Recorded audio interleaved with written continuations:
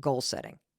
Now, goal setting, it sounds simple, right? You just set a goal, then you go after it. Goal setting is something that I screwed up for years. I was the poster child of making resolutions and of being all talk, no walk. I was part of the 81% of people that had bailed on my resolutions by the time January 1st rolled around. That is, until I dug into the research, read the books, studied the experts, and figured out how you set goals and do it right according to what research has to say. And I want to talk to you about this today because I am getting an avalanche of questions and messages about setting goals and breaking and making new habits, like this one from Dave. Hey Mel, this is Dave. I'm wondering if you can talk about goal setting and how to do it right. There's a lot of talk about resolutions and goals, especially with the new year coming up. And in the past, I've had a hard time setting them and achieving goals. Could you give me any tips? First, I want to say to you, Dave, thank you for this question because you're not the only one that has a hard time setting and achieving goals.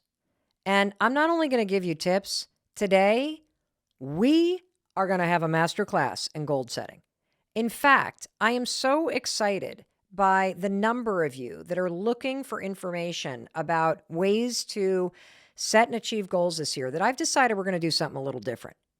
For the next month or so, you and I are going to dig into the most foundational and important building blocks that you need in order to create lasting change in your life. These are the topics that I have been researching and teaching around the world. These are the topics that I write about in my books and in our audio projects with Audible. This is what I have been studying for years. And so here's what we're going to do. And I am so excited about this. For at least the next month, all of the coming episodes are going to be master classes, toolkits, 101s on the most important topics when it comes to personal development, success, happiness, creating a better life. Today, we're going to dive into goal setting, but then we're going to jump right into habits, mindset, anxiety, relationships, mental health, healing your nervous system and trauma, confidence, boundaries, happiness, meaning, and purpose. Why?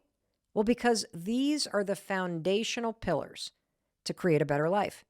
And when you understand these topics and the latest research, most importantly, you have simple tools that you can apply immediately to your own life. That's a game changer. And so that's what we're going to be doing in every single episode. Why? Well, change is always going to be hard. Always. I'm not going to lie to you about that. But neuroscience, academic research, and other people's personal experiences can provide unbelievable insights into how, when, and why behavior change efforts on your part can succeed or fail. And I want you to have all of this and be able to use it to your advantage. I already mentioned that 81% of people give up on their goals. Well, guess what? That's not going to be you, because you, my friend, are going to have the science, the tools, the strategies, the shortcuts to not only making change happen, but making it stick. And so this awesome series that we are programming and bringing to life for you is going to begin today with the topic of goal setting. Because one of the things that I know based on the research is that no change will last in your life if it's not personally connected to you. And no goal will be achieved if you don't have a connection to why you want to achieve it. And so I figured if we're going to do a big series that's going to give you the foundational aspect and most recent research around changing your life, we better start with an episode where you identify personal, relevant, and achievable goals that you're excited about. That way, every single other episode that you hear in this series for the next month or so, it's going to help you achieve something that really matters to you. And the fact is, goals matter. According to the research, and you probably have experienced this when you have been working on goals, goals matter because number one, they make you happier. Number two, they suppress negative emotions. And in fact, based on some groundbreaking research out of the University of Wisconsin, having goals that you're working on can even suppress feelings of fear and depression. I mean, that's pretty cool. Third, goals give you a sense of purpose, meaning, and being up to something. In fact, I just had a conversation with our daughter, Sawyer, who was saying that she's kind of in a rut. She's like, I just feel like my life is the same old, same old. Like every day is the same damn day. And it's only gotten worse because she works remote, and she's worked remote for over a year and a half since she first interned for the company she works for as a senior in college. She's almost never gone into the office. No holiday parties, no nothing in person. Every day she sits at her desk at home and works virtually. She hangs out with her roommates who she loves, but it's like the same thing in and out. You want to know what's going to fix this? Goals. Because when you have goals, it interrupts the day-to-day doldrum. It gives you something to look forward to. It makes you feel like something cool is happening. And that leads me to the fourth benefit. Life is harder when you have no goals. Based on the research, having goals makes your life feel easier. And I think even just that little story I just told you about my daughter feeling like she's in a rut, you can see that when you're in a rut, life is hard. When you feel stuck, when things are monotonous, it's hard. When you got something that excites you, something that you're working toward, that's pretty awesome. And that's why you and me, we are going to start with your goals because they matter. And what also matters is how you set them. Because if you don't set goals the right way, based on science, you fail before you even start. And that was Mel Robbins for years. So think of this episode as a comprehensive toolkit that will help you make goals that are going to keep you inspired, that you can achieve, that are going to make you feel excited about the year ahead and what you're up to. And I have one promise to share with you. You're not only going to learn a lot today, by the time this episode is done, you're going to have identified between 1 and 3 goals. And you're going to do it with me, side by side, as I identify 1 to 3 goals for myself. And we are also going to apply the latest research every single step of the way. And I want to share that up front because I expect your goals to change from the beginning of this episode until the very end, because you are going to be applying the research all the way through this episode. By the end of our conversation, you're not only going to have defined these goals, you will have refined them, and you will have taken steps toward them. How freaking cool is that? So make sure you listen all the way to the end because we are going to cover a ton of ground today. So let me just preview what you're going to learn today. We're going to start by unpacking really exciting research that's pretty recent out of the University of Oregon that simplifies goal setting into 2 major components of what makes up a goal. And if you don't have these 2 major components present when you set your goals, you will fail. Seeing this study made me realize why I have failed in the past at setting certain goals. I'll tell you those stories because I think that they're going to help you. But this is really exciting stuff because it's super simple and there's so much research here. Second, as you begin to identify the goals using these 2 components that we're going to unpack, I'm going to walk you through the 5 mistakes that everybody makes that prevent you from achieving your goals. And you're not going to make these mistakes because now that you got your goals identified based on the University of Oregon research, we're going to make sure we refine those goals using the 5 mistakes so that you can avoid the pitfalls that I know I've fallen into. And step by step by step, we are going to support you.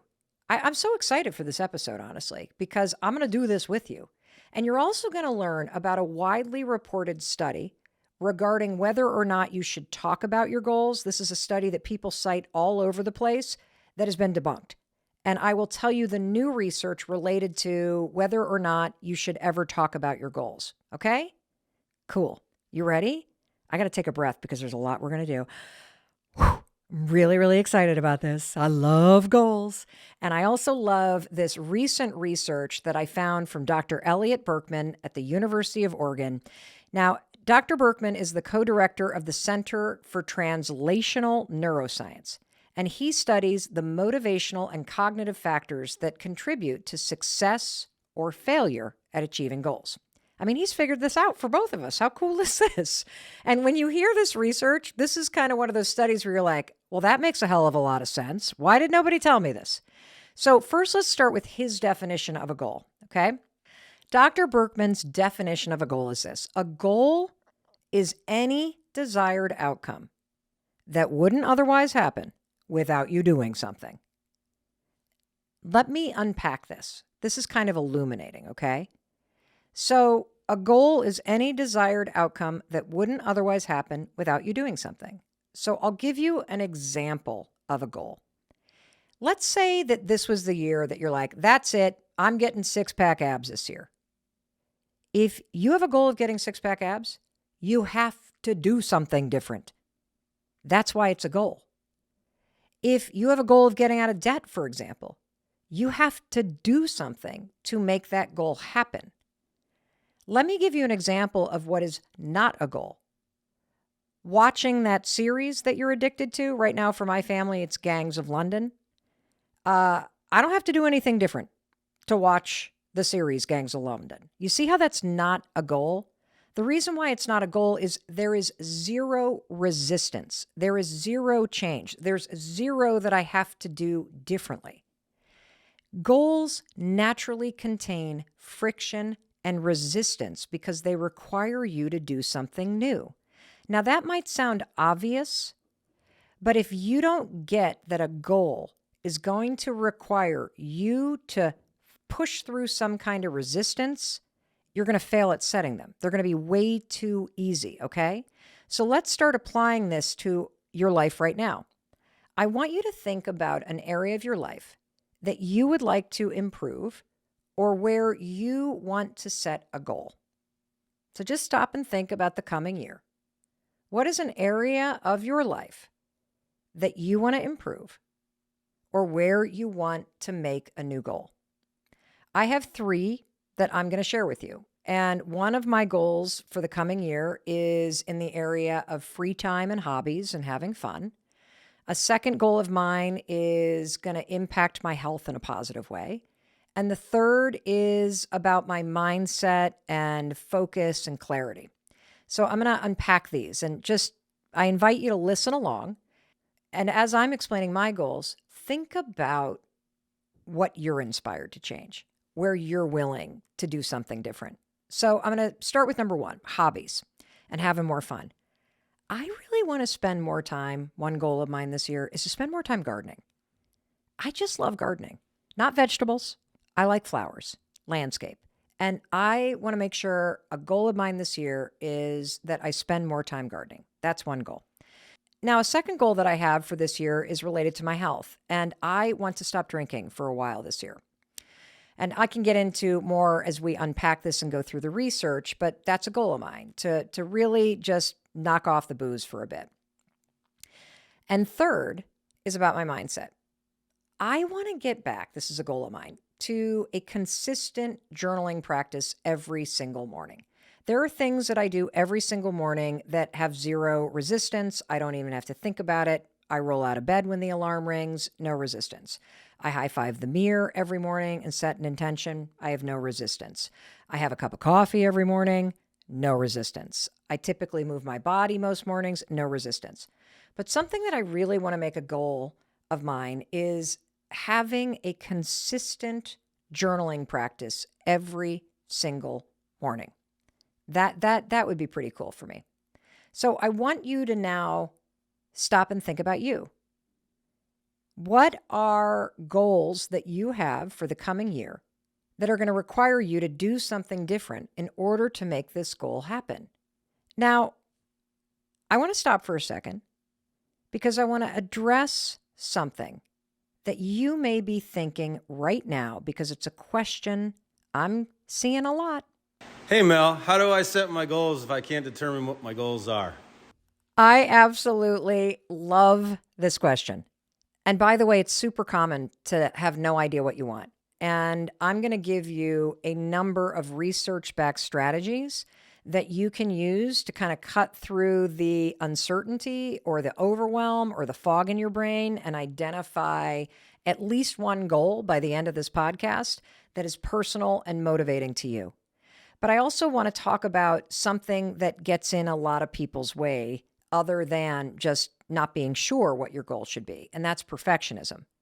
If you're the kind of person that is constantly aiming for these crazy high and unattainable goals, that's very demotivating because super high goals, unattainable goals what happens is you don't achieve those. And so you start to feel like a failure. And perfectionism can get in your way of setting goals because you start to figure, well, if you don't set a goal, then you can't fail. Perfectionism, according to the research around goal setting, looks a lot like this. You set goals, but then you give up before you start. Or you want to set goals, but you burn all your time just kind of analyzing and analysis paralysis. Or you also just avoid the situations where you feel like you're going to fail. So here's an example. You are really wanting to take your health seriously this year. And you set a goal of going to the gym every single day and exercising for 2 hours a day. And like, you literally fail before you even start because you're trying to get it perfect. And we're going to address that. Don't you worry. So whether you're dealing with brain fog or you're dealing with perfectionism, this is super common to not really know what your goals are. So let's talk about the research, okay? These are prompts that are going to help you to relax and to dream a little bit and to lean into goals that are really going to make a difference in your life. Because I want you to have goals. They really matter. So number one, it's really important that you make sure that your goals are really aligned with your dreams. And if you can't come up with any goals that really inspire you, this is going to sound counterintuitive, but I want to invite you to think even bigger. If you allow yourself to start dreaming again, then what you and I can do, if you can identify the dream, is you and I can then use the research to scale that big, awesome dream of yours back and turn it into small, achievable goals. This is based in research. And so I invite you, if you don't know what you want, allow yourself to dream big again. And then we'll get into the research about how to make that big dream a smaller goal. Now, here's a second tip. And this one's a little morbid, but it tends to work. If you don't know where to start, think about the end, like the real end, your death. When you think about the fact that at some point this amazing thing called life comes to an end, what do you want to have achieved in your life? When you think about it in reverse, trust me, you're not going to wish that you spent more days at work. You're going to wish that you spent more time outside or more time with family. You're going to wish that you did pick up the guitar. You're going to wish that you did take on some of the goals that are buried deep within your heart. And so if you truly feel stuck, think about your own death. Research shows that it prompts you to get in touch with what matters to you. Now, you could also, if that doesn't float your boat, you can also just get quiet. And this is based in powerful research.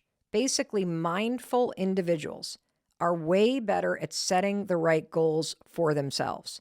And I personally believe that one of the reasons why is that when you have a mindfulness practice, whether it's a meditation practice or heck, just get out in the woods for a walk.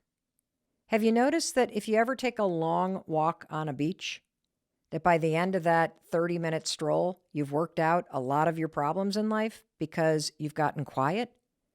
If you get quiet, you can hear the most important sound in the world, and that's your own voice. And that matters when it comes to goal setting because the best goals are those goals that are personally relevant, meaningful, and enjoyable to you. Now, researchers have a term for this. They call goals that are personal to you self-concordant goals or want-to goals. This comes from researchers at Carleton University. I like to call these goals personal goals. Getting in touch with yourself helps you set these kind of concordant goals. They are not goals that you feel pressure to do out of obligation. I think we've all taken on those goals, right? Where you're like, all right, everybody's getting in shape. Oh, everybody's doing Whole30. Oh, everybody's doing this. Guess I better do that too. Those kind of goals don't work because you're not interested in those goals. You want goals that are in touch with something personal to you. And here's another really interesting little hack that really works. You're going to use the third person. So using a third person perspective, according to research at Cornell, can help you identify and achieve personal goals better. And so now I'm going to turn it back to you again. And I want you to use the third person research from Cornell. I'm going to use it first. And then I do want you to say your goals out loud, okay? I've already shared my goals, but let's make these Cornell University style goals, okay? And let's do the third person. Mel would really love to spend more time gardening this year.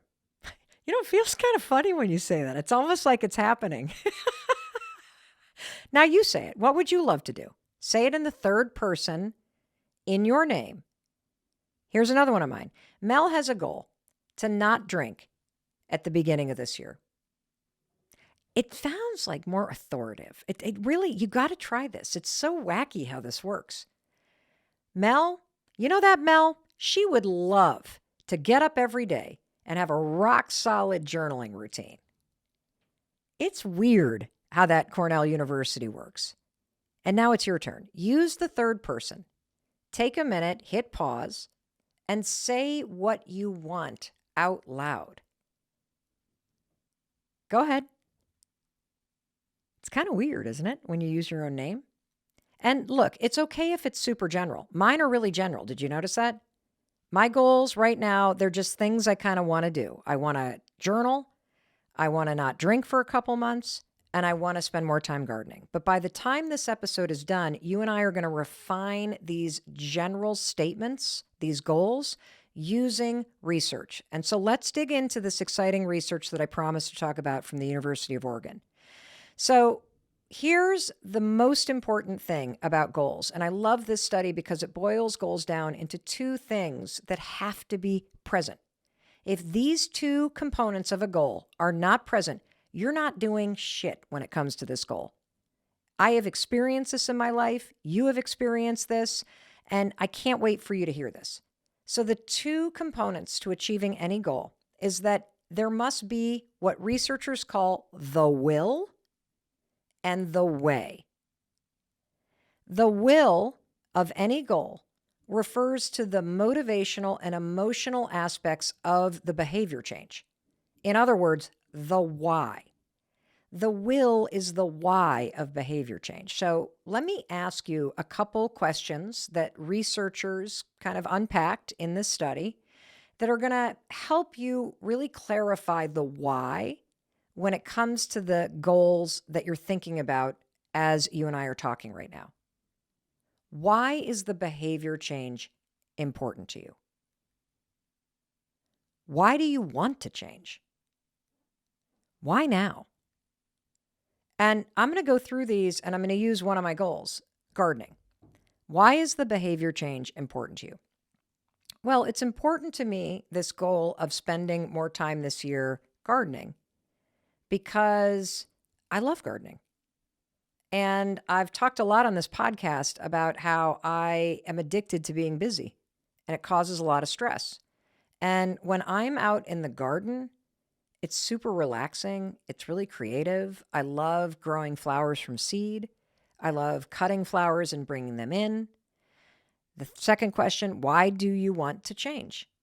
I want to change because I want to be present more in my life. I want to change because I want to get serious about having more fun and being more creative. And this third question, why now? Why now? Why is this a goal now in your life? Well, for me, why now is because I just feel called to do it. I feel like if I'm ever going to break this addiction to being busy and I'm going to find more time to truly enjoy my life, I have to get serious about making that change now. Like, why wait? And so I feel called to do it. So that's the first part. And I want you to ask those questions of yourself for any goal you want to set. Why is the behavior important to you? Why do you want to change? Why now? And if you don't have an answer to those questions, that goal that you're thinking about will not work, because the will to do it, the motivation, the why, it's not going to be there because it's not personal to anything to you. Now let's talk about the second component, okay? The second component in this study from the University of Oregon is the way. And the way refers to the cognitive and informational aspects of the behavior change. I call this the how. The way is the how of behavior change. And so let me walk you through those questions. How is this behavior change going to unfold? What skills and capacities does it require? What is the specific plan for doing it? And for me, the behavior change that's going to unfold is I am going to study how to create a cutting garden. I'm going to build my own like little, what are they called? Like raised bed thingies that you kind of put the thingies in. I'm going to learn about cultivating flowers from seeds. What skills and capacities does it require? Well, a lot for me. What is the specific plan? I'm in the middle of creating the plan. And I think you can start to see as you ask yourself these questions about the goal that you have. How's this behavior change going to unfold? What skills and capacities does it require? What is the specific plan for getting this done? I think you can see that if you don't identify the how, that change ain't happening. Because willpower alone, motivation alone, it's not enough. You got to have, according to the research, both the why and the how in order to be successful at changing behavior. And so the takeaway here, based in science, is that any goal requires two things. There must be a will and a way, a why and a how. And here's why this is really interesting. Neuroscience has revealed that your brain system involved in those two sides of the behavior change are entirely different from one another. So, for example, the how you're going to make this goal a reality, that's all the brain circuits that are involved in executive functioning, including your prefrontal cortex, among other areas of the brain. The why, on the other hand, is the dopaminergic, I can't even say it, that's why I can't say it. It's the dopamine reward system within the brain. That's the why. And you need both. You need to tackle the how, which is having the know-how, the skills, the plan, the push. And you also got to have the why. And the why is what comes into play when you know what to do, but you can't do it. It's how you hack the motivation. And what studies reveal is that this is hard because new behaviors, they're rarely as motivating. As much as we may love to make a plan and you may love to buy a new journal, or I used to love to buy a new planner. You know, when you buy a new calendar for the new semester and it feels like the new you. I just loved the planning part. Have you ever had that experience where you're all excited to go to the gym? You're all excited to try this new routine. You're all excited for this new habit. And the day one that comes, no motivation at all. I mean, it makes sense because why would you want to try that new HIIT exercise when you know that watching Netflix, something you do all the time, is way more enjoyable? That's why having both is super important. You cannot just have the why you want to do it with no plan. That doesn't work. And you also can't have a plan and have no reason why you want to get it done. And when you really stop and think about your goals this way, having a why and a how, it's what's going to get you excited. And if you're somebody that continues to make goals, but you constantly give up on them, I'm going to tell you something right now. Those goals are not linked to something that you value, to a core belief. And the second that you make that link and you make these goals personal, holy cow, you will be unstoppable. So, we've covered the two components of goals based on the research at University of Oregon. I've asked you to walk through the questions of the why and the how about the goals that you're starting to set. And I want to say something right now. If you're starting to feel like the things you wrote down in the beginning are not the goals that you want, that's great. You may change things up completely from the beginning of this episode, the middle of the episode, and the end of the episode. That's the point of this. Listening to research is not going to change your life. Applying the research will. So please, as you're gaining insight and as you're taking this, and as you're taking these tools that I'm sharing with you, and you're applying them to the way that you're thinking about your own goals for the next year, please allow yourself to change. Please allow yourself to modify the goals because that is going to help you achieve them. Oftentimes, what I'm sharing with you are the things that I learned the hard way.